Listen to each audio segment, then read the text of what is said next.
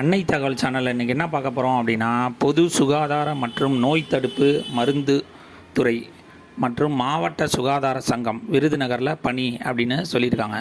என்னென்ன posting call for பண்ணியிருக்காங்க அப்படின்னா, AYUSH medical officer Unani, AYUSH medical officer Siddha, dispenser, MPHW, AYUSH medical Siddha, therapeutic assistant, district programme manager, data assistant, urban health manager, MLHP, lab analyst போஸ்டிங்க்கு call for பண்ணியிருக்காங்க.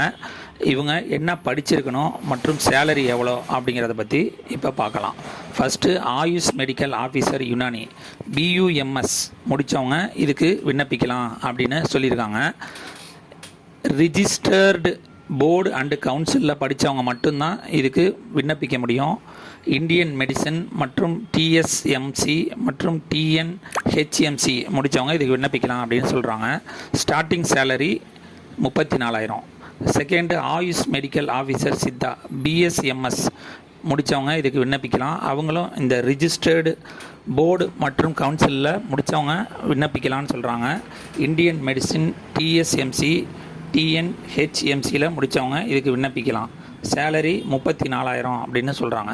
Third dispenser, deform முடித்தவங்க இதுக்கு விண்ணப்பிக்கலாம் அப்படின்னு சொல்கிறாங்க. இன்டகிரேட்டட் ஃபார்மசி கோர்ஸ் முடித்தவங்களும் இதுக்கு விண்ணப்பிக்கலாம் அப்படின்னு சொல்கிறாங்க. அந்த சர்டிஃபிகேட்டு தமிழ்நாட்டில் மட்டும்தான் வாங்கினவங்க விண்ணப்பிக்க முடியும். இதுக்கு பர் டே 750 ரூபா சேலரி அப்படின்னு சொல்கிறாங்க. ஃபோர்த்து எம்பிஹெச்டபிள்யூ, 8th பாஸ் பண்ணவங்க இந்த போஸ்டிங்க்கு விண்ணப்பிக்கலாம். பர் டே 300 ருபீஸ் சேலரி அப்படின்னு சொல்லியிருக்காங்க. Fifth AYUSH medical Siddha, BSMS registered with respective board or கவுன்சிலில் முடித்தவங்க இதுக்கு விண்ணப்பிக்கலாம் அப்படின்னு சொல்லியிருக்காங்க. இந்தியன் மெடிசல், டிஎஸ்எம்சி, டிஎன்ஹெச்எம்சியில் முடித்தவங்க இதுக்கு விண்ணப்பிக்கலாம். சேலரி 40,000 அப்படின்னு சொல்லியிருக்காங்க. ஆறாவது therapeutic assistant, nursing therapeutic course முடித்தவங்க இதுக்கு விண்ணப்பிக்கலாம். அவங்க தமிழ்நாட்டில் முடித்தவங்களாக இருக்கணும் அப்படின்னு சொல்கிறாங்க. Starting salary 15,000. ஏழாவது district programme manager, BAMS with knowledge in computer science knowledge இருக்கிறவங்க இதுக்கு விண்ணப்பிக்கலாம்னு சொல்லியிருக்காங்க. அந்த கம்ப்யூட்டரில் MS Word, MS PowerPoint, MS Excel நல்லா தெரிஞ்சிருக்கணும் அப்படின்னு சொல்கிறாங்க. ஸ்டார்டிங் சேலரி 40,000 கொடுக்குறாங்க. Eighth data assistant, BCA, IT, business administration, பிடெக்கில் கம்ப்யூட்டர் சயின்ஸு அல்லது இன்ஃபர்மேஷன் டெக்னாலஜி முடித்தவங்க இதுக்கு விண்ணப்பிக்கலாம்.